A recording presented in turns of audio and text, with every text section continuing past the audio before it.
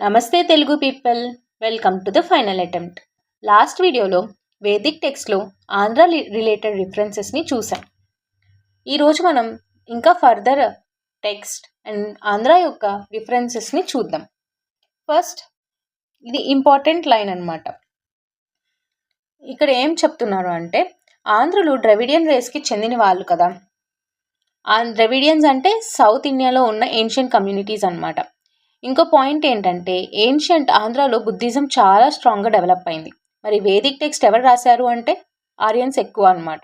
కాబట్టి ఆరియన్స్కి ఒక different culture ఉంది, ఆంధ్ర వాళ్ళకి ఒక డిఫరెంట్ కల్చర్ ఉంది. ఈ కల్చరల్ డిఫరెన్స్ వల్ల వేదిక్ బుక్స్లో ఆంధ్రాల గురించి కొన్ని నెగిటివ్ రిఫరెన్సెస్ వచ్చాయని హిస్టోరియన్స్ బిలీవ్ చేస్తున్నారు. సో ఇప్పుడు మనం బుద్ధిస్ట్ బుక్స్ మన ఆంధ్ర గురించి ఏం చెప్పాయో చూద్దాం. ఫస్ట్, భీమసేన జాతక. జాతక స్టోరీస్ అంటే బుద్ధ ప్రీవియస్ బర్త్ స్టోరీస్. ఈ జాతకాలో ఆంధ్రప్రద అనే రీజన్ మెన్షన్ అయింది. ఆంధ్రప్రద టెక్స్టైల్ ఇండస్ట్రీకి చాలా ఫేమస్. అంటే అప్పటికి మన ఆంధ్రాలో వీవింగ్ ఇండస్ట్రీ డెవలప్ అయిందని అర్థం అన్నమాట. ఫ్రెండ్స్, ఏన్షియంట్ ఇండియాలో ఆంధ్ర కాటన్ క్లాత్స్కి ఫేమస్ కృష్ణా గోదావరి డెల్టా. ఆ ఏరియా ఒక ఫర్టైల్ ఏరియా కాబట్టి కాటన్ కల్టివేషన్ కూడా ఎక్కువగా జరిగేది అని చూడొచ్చు. ఈ జాతక కృష్ణా గోదావరి రీజన్ని వేరే వేరే పేర్లతో పిలిచుండే. దాన్ని వజ్రదేశ, మంజీరదేశ, నాగలోక అని పిలిచారు.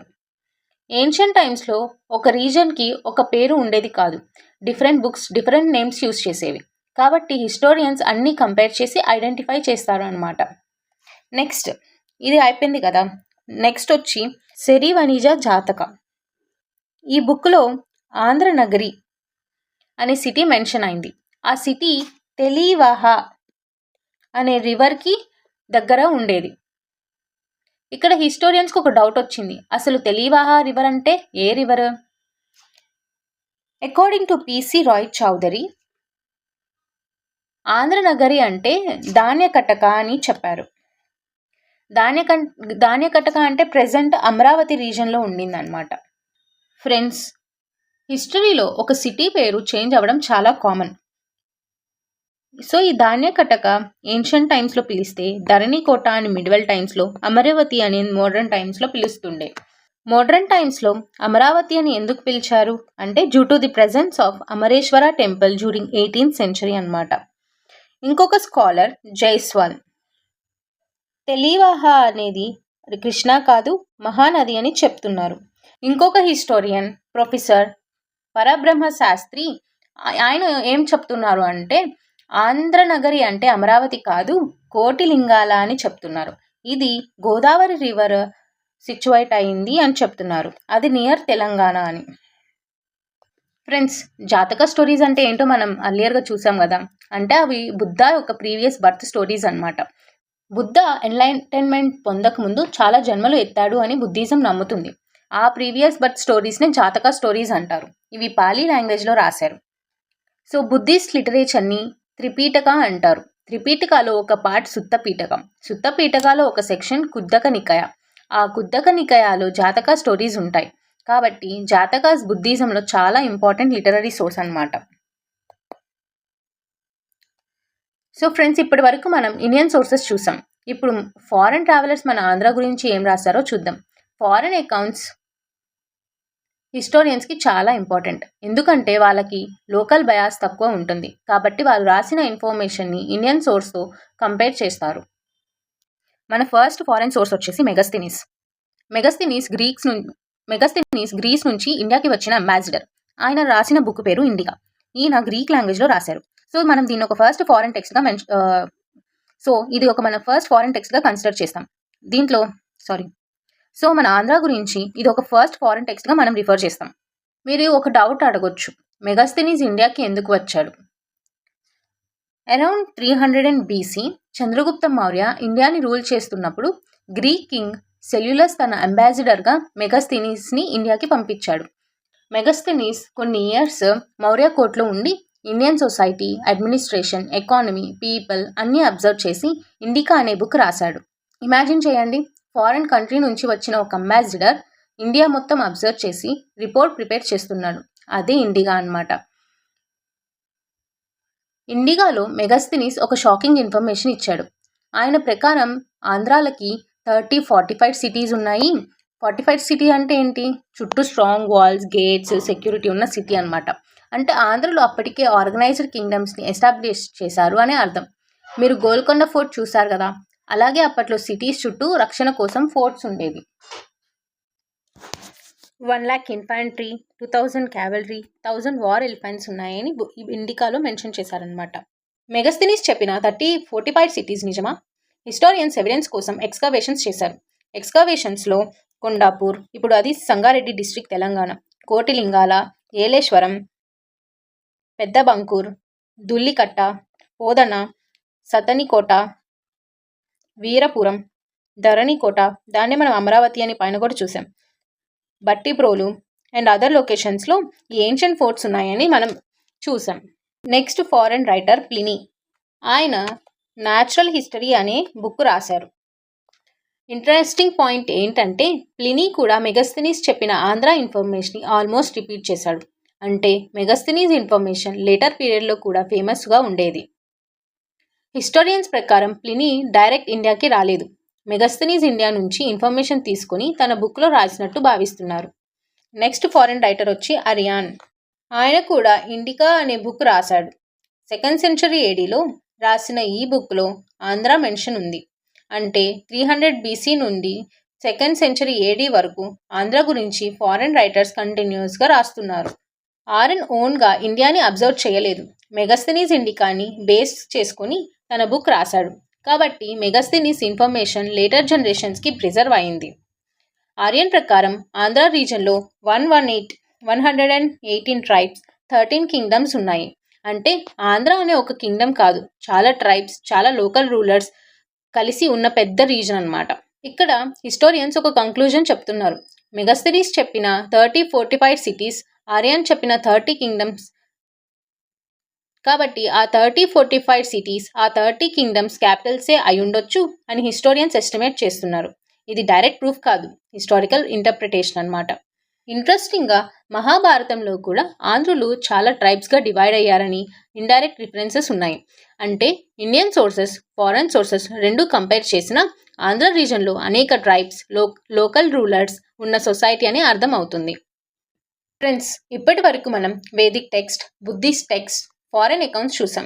ఇప్పుడు ఇంకా రిలయబుల్ సోర్స్ ఏంటి అంటే ఇన్స్క్రిప్షన్స్, అంటే శాసనాలు.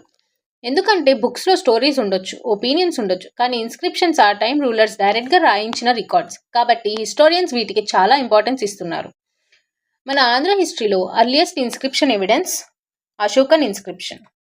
అశోక మౌర్యన్ ఎంపరర్ తన ఆర్డర్స్ని రాక్స్ మీద, పిల్లర్స్ మీద రాయించాడు. వీటినే అశోక ఇన్స్క్రిప్షన్ అంటారు. ఇవి 3rd సెంచరీ BCకి చెందినవి. ఇక్కడ 2 వర్డ్స్ ఇంపార్టెంట్, ప్రాకృత్, బ్రాహ్మీ స్క్రిప్ట్. సో మనం దీన్ని సింపుల్గా అండర్స్టాండ్ చేసుకుందాం. మనం తెలుగు లాంగ్వేజ్ని తెలుగు స్క్రిప్ట్లో రాస్తాం, ఇంగ్లీష్ లాంగ్వేజ్ని రోమన్ స్క్రిప్ట్లో రాస్తాం. అలాగే అప్పట్లో ప్రాకృత్ లాంగ్వేజ్ని బ్రాహ్మీ స్క్రిప్ట్లో రాశారు. ఈ ఇన్స్క్రిప్షన్స్ ఆంధ్రప్రదేశ్లో కర్నూలు డిస్ట్రిక్ట్లో ఉన్న ఎర్రగుడి మరియు రాజుల మందగిరి విలేజెస్లో దొరికాయి. ఈ ఇన్స్క్రిప్షన్స్ ఆంధ్రప్రదేశ్లో దొరికిన oldest inscriptions. Ashoka inscriptions India హిస్టరీలో కూడా చాలా అర్లియస్ట్ ఇన్స్క్రిప్షనల్ రికార్డ్స్లో ఒకటి. కాబట్టి హిస్టరీ రీకన్స్ట్రక్షన్లో వీటికి చాలా ఇంపార్టెన్స్ ఉంది. ఇక్కడ ఇండైరెక్ట్ రిఫరెన్స్ అనే వర్డ్ ఇంపార్టెంట్ అన్నమాట. అశోక డైరెక్ట్గా ఆంధ్రులు అని రాయలేదు, కానీ తన ఎంపైర్లో ఉన్న రీజన్స్ గురించి చెప్తున్నప్పుడు ఆంధ్ర రీజన్ని ఇండైరెక్ట్గా మెన్షన్ చేశాడు. దీనివల్ల మనకి తెలిసిందేంటి? అశోక టైంలో ఆంధ్ర రీజన్ మౌర్యన్ ఎంపైర్ ఇన్ఫ్లుయెన్స్లో ఉండేదన్నమాట. నెక్స్ట్ ఇన్స్క్రిప్షన్ వచ్చి మైడవోలు ఇన్స్క్రిప్షన్. ఇది పల్నాడు డిస్ట్రిక్ట్లో ఉంది. Around 300 AD సెంచరీకి చెందిందనమాట. ఇది పల్లవ కింగ్ శివస్కంద వర్మ ఇష్యూ చేసిందనమాట. అశోక ఇన్స్క్రిప్షన్ ఇండైరెక్ట్గా మెన్షన్ చేస్తే మైడవోలు ఇన్స్క్రిప్షన్ ఫస్ట్ టైం డైరెక్ట్గా ఆంధ్ర అనే వర్డ్ని మెన్షన్ చేసింది. కాబట్టి హిస్టోరియన్స్ దీన్ని ఫస్ట్ ఎక్స్ప్లిసిట్ ఇన్స్క్రిప్షనల్ రిఫరెన్స్ అని అంటారు. ఈ ఇన్స్క్రిప్షన్ ఇంకొక ఇంపార్టెంట్ ఇన్ఫర్మేషన్ ఇస్తుంది. ధాన్యకటక అనే సిటీ ఆంధ్రప్రదేశ్ క్యాపిటల్ అని మెన్షన్ చేసింది. ధాన్యకట అంటే ప్రెజెంట్ అమరావతి, ధరణికోట ఏరియా అనమాట. అంటే అప్పటికే ఆంధ్ర రీజన్లో political administration, capital city system ఉండేది అని మనకి తెలుస్తుంది. ఫ్రెండ్స్, ఇప్పటి వరకు ఆంధ్ర అనే వర్డ్ ఆరిజిన్ చూసాం. ఇప్పుడు తెలంగాణ అనే పేరు ఎక్కడి నుంచి వచ్చిందో తెలుసుకుందాం. ఇంట్రెస్టింగ్ పాయింట్ ఏంటంటే హిస్టోరియన్స్ అందరూ ఒకటే ఒపీనియన్ చెప్పలేదు. హిస్టరీలో కొన్ని టాపిక్స్కి సింగిల్ ఆన్సర్ ఉండదన్నమాట. తెలంగాణ ఆరిజిన్ కూడా అలాంటిదే. Different historians different theories propose చేశారు. ఎగ్జామ్లో ఈ థియరీస్ రెండు గుర్తుపెట్టుకోవాలి. అకార్డింగ్ టు ఆచార్య పరబ్రహ్మ శాస్త్రి, తెలంగాణ అనే వర్డ్ త్రిలింగ నుంచి వచ్చింది. త్రిలింగ అంటే త్రిలింగాస్ అంటే 3 ఫేమస్ శివ టెంపుల్స్ అన్నమాట. ఇవి ఆ 3 టెంపుల్స్: కాళేశ్వరం, శ్రీశైలం, ద్రాక్షారామం. ఈ 3 టెంపుల్స్ ఫేమస్ కాబట్టి ఈ రీజన్ని త్రిలింగ అని పిలిచేవారు. ఇంకో థియరీ ప్రకారం మిడివల్ ముస్లిం రైటర్స్ తెలుగు మాట్లాడే వాళ్ళని తెలంగాస్ అని పిలిచేవారు. ఆ తెలంగాస్ అనే వర్డ్ గ్రాడ్యువల్గా తెలంగాణగా మారింది. ఢిల్లీ సుల్తాన్ కోర్ట్ పోయెట్ అయిన అమీర్ ఖుస్రో తన పర్షియన్ వర్క్స్లో తెలంగాణ గురించి ఇండైరెక్ట్గా మెన్షన్ చేశాడు. ఇది తెలంగాణ వర్డ్ హిస్టారికల్ యూసేజ్కి ఒక ఇంపార్టెన్స్ రిఫరెన్స్. ఫ్రెండ్స్, తెలంగాణ అనే వర్డ్ ఫస్ట్ ఇన్స్క్రిప్షన్లో ఎక్కడ దొరికింది?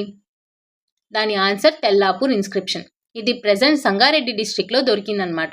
అంటే అరౌండ్ 1418 ADకి చెందింది. కాబట్టి ఇన్స్క్రిప్షనల్ ఎవిడెన్స్ ప్రకారం తెలంగాణ వర్డ్ ఫస్ట్ ఇక్కడే కనిపిస్తుంది. నాగోజు మరియు లయలు అనే ఇద్దరు తెలంగాణపురంలో ఒక స్టెప్ వెల్ కట్టించారని రాయబడింది. హిస్టరీలో ఇలాంటి ఇన్స్క్రిప్షన్స్ మనకి అప్పటి సొసైటీ గురించి కూడా ఇన్ఫర్మేషన్ ఇస్తుందన్నమాట. తర్వాత విజయనగర ఎంపరర్ అయిన శ్రీ కృష్ణదేవరాయ ఇన్స్క్రిప్షన్స్లో కూడా తెలంగాణ అనే వర్డ్ వచ్చింది. అలాగే ఒడిశా